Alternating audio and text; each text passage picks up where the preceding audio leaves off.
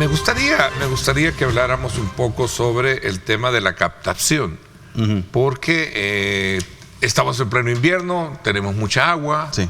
y hay quienes sostienen que desperdiciamos esa agua, ¿no? Bueno, decir lo siguiente, afortunadamente tenemos una bendición caída del cielo, Sí. buena cantidad de agua lluvia. Buena cantidad de agua Así tenemos. es. Si almacenáramos, Ernesto, toda el agua lluvia durante los 6 meses de la estación lluviosa, pues El Salvador tendría la capacidad, si fuese toda una piscina, ¿no? Sería una profundidad de casi 2 metros. Eso sería la cantidad de agua. Imagínense, una piscina del tamaño de todo el territorio salvadoreño hasta una profundidad de 2 metros. Entonces, esa cantidad de agua, lluvia que Dios nos regala del cielo es importante aprovecharla. Bueno, ustedes... Pareciera ser un poco filosófico, ¿no? Pero creo que es importante, ¿no? Ernesto, se están construyendo cohetes para ir a Marte. Sí. O sea, eso está pasando hoy, Sí, eso no es claro. ciencia ficción. No.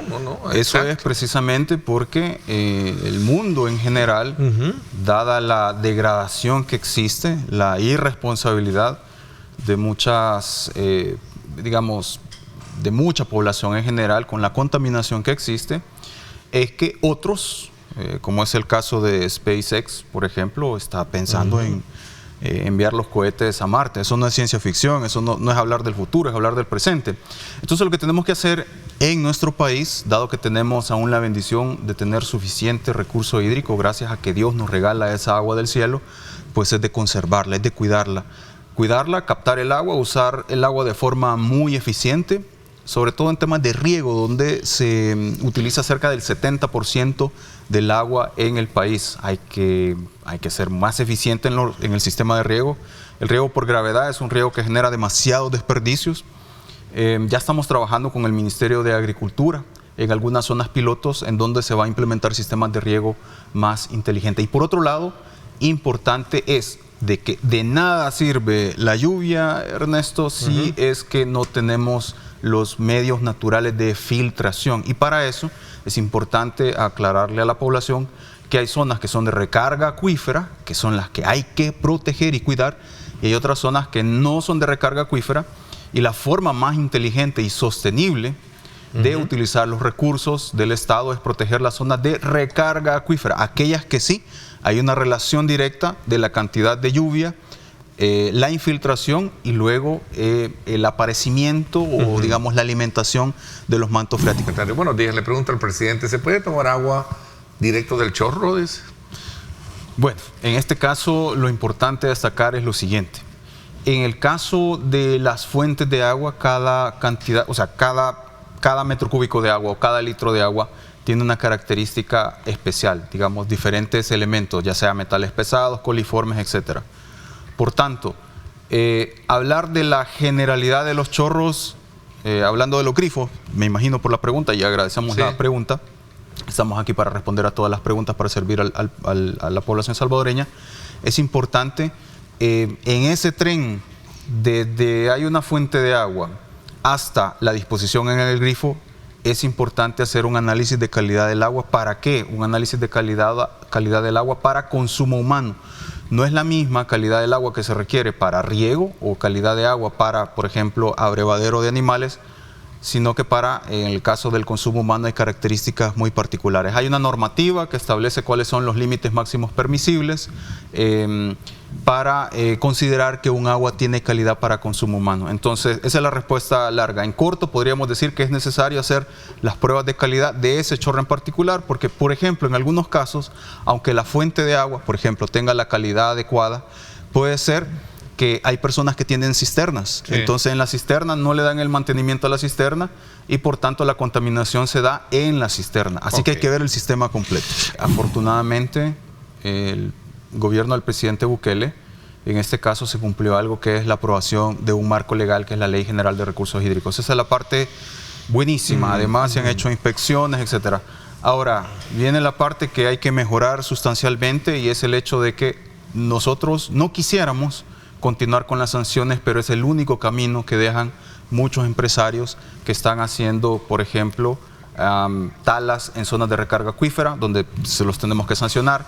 Además, muchos empresarios que están contaminando los ríos. La ocasión anterior pudimos hablar acá del caso del río Tres Ceibas, que por cierto, la actualización es que el día de ayer ya hubo una audiencia donde ya tenemos una respuesta clara de cómo se van a utilizar los recursos de la sanción. Recordemos de que los sancionados ayer eran más de $300,000, entonces ya hay obras que se van a ejecutar y van a comenzar a limpiar los ríos. Así que el río Tres Ceibas, esto es en el occidente. En Chalchuapa. En Chalchuapa, en el occidente del país. La sanción que se dio fue de $300,000. De más de $365,000 a 2. ¿Sí? En este caso, eso es el monto, y luego lo que se hace es, bueno, las obras necesarias que estén incluso por encima de ese monto. De hecho, lo que se va a invertir ahí es cerca de $500,000, es lo que se va a hacer entre plantas de tratamiento de aguas residuales, más que se le ha exigido a estos que contaminaron de que no solamente limpien el desastre que hicieron frente a la zona de descarga del río, sino que también limpiarán kilómetros arriba y kilómetros aguas abajo, es decir, para que la población tenga también el beneficio ante la afectación que hubo en este caso al recurso. ¿Son empresas? Son dos. Dos empresas. Sí. Las que contaminaron este río. Así es, sí. ¿Son locales o de las que...? Sí, son locales. Bueno, en este caso una es todo el agua residual que iba de Ciudad Real. ¿Sí? Ahí van a tener que construir una nueva planta de tratamiento de aguas residuales. La empresa constructora. Así es, sí, la que administra todo el complejo habitacional, así que esa es una es una empresa. ¿Y la otra? Esa es una de las sancionadas. Y lo otro es una granja que produce, pues, produce derivados del ganado, no hay cosas por el estilo. Entonces, todo el estiércol de ganado, lo que hacían es que lavaban los establos y cosas por el estilo, almacenaban todo eso en una pila. Y pues cuando llovió, pues ahí se fue todo. Entonces van a tener que remediar. ¿En todo esto negligencia o falta de un plan? En este caso, al final de cuentas, Ernesto, es indiferente cuál haya sido el motivo. Lo certero es que hubo una afectación y sobre eso es que hemos actuado.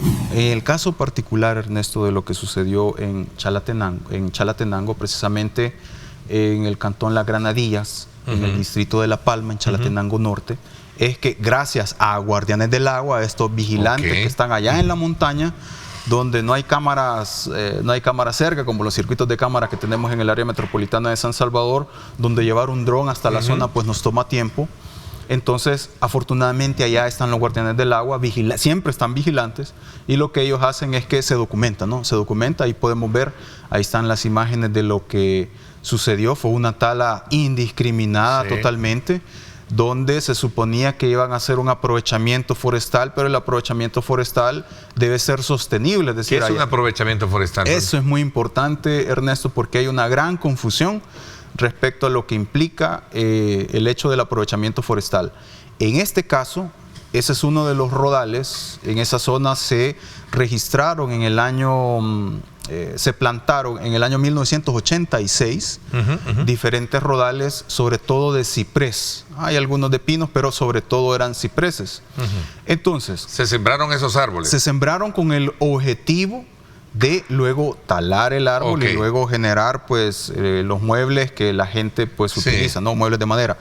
Sembraron para sacar madera, lo que decimos a buen salvadoreño. Así es, sembraron para que en un futuro sacar madera. Así es. Así eso que no se puede hacer. Sí se puede hacer siempre y cuando se haga de forma responsable. De hecho, hay algo que se llama aprovechamiento forestal y hay una ley forestal que es la vinculante con el aprovechamiento forestal. No es una cuestión de que dé permiso o no el Ministerio de Medio Ambiente, porque Medio Ambiente tiene que ver con lo que son actividades, obras o proyectos donde se hace un proceso de evaluación ambiental. Por ejemplo, si hubiese cambio de uso de suelo. En este caso era un aprovechamiento forestal y la ley que regula los aprovechamientos forestales es la ley forestal. Pero ¿qué sucedió ahí? Que hubo un abuso, ya que los técnicos del Ministerio de Agricultura muy responsablemente habían ido a marcar aquellos árboles que en 1986 se habían sembrado precisamente con el propósito de aprovecharlos en esta época. Sin embargo, la gente que comenzó a talar dijo, bueno, aquí nadie me ve, así que me dijeron que le diera a 10 árboles, le voy a dar a todos. Entonces, lo que hicieron fue que talaron completamente ese rodal.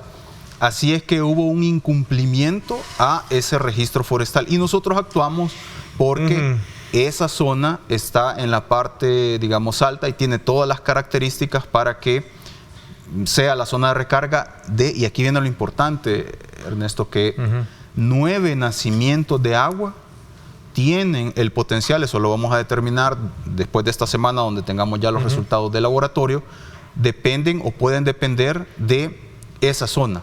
Por tanto, la primera acción que hicimos, y esto fue el día domingo, es que comenzamos ya con la plantación de pinos y cipreses. Más de 250 especímenes se plantaron en la zona. El día de hoy, por ejemplo, va a continuar la plantación de otra zona, de manera tal que recuperemos lo antes posible los servicios ecosistémicos. Obviamente, estos árboles que se plantaron el día domingo y los que se están plantando el día de hoy en la zona, pues tomará un tiempo para que estén dando los servicios ecosistémicos que daban los árboles anteriores, que son los que iban a quedar de alguna manera en pie, dado de que los otros fueron sembrados, como repito, en 1986 y otros en el 2001, precisamente para aprovecharlo. Así que además se ha pedido, se ha exigido a los propietarios, y ellos están, bueno, han tenido que cumplir obras de conservación de suelo.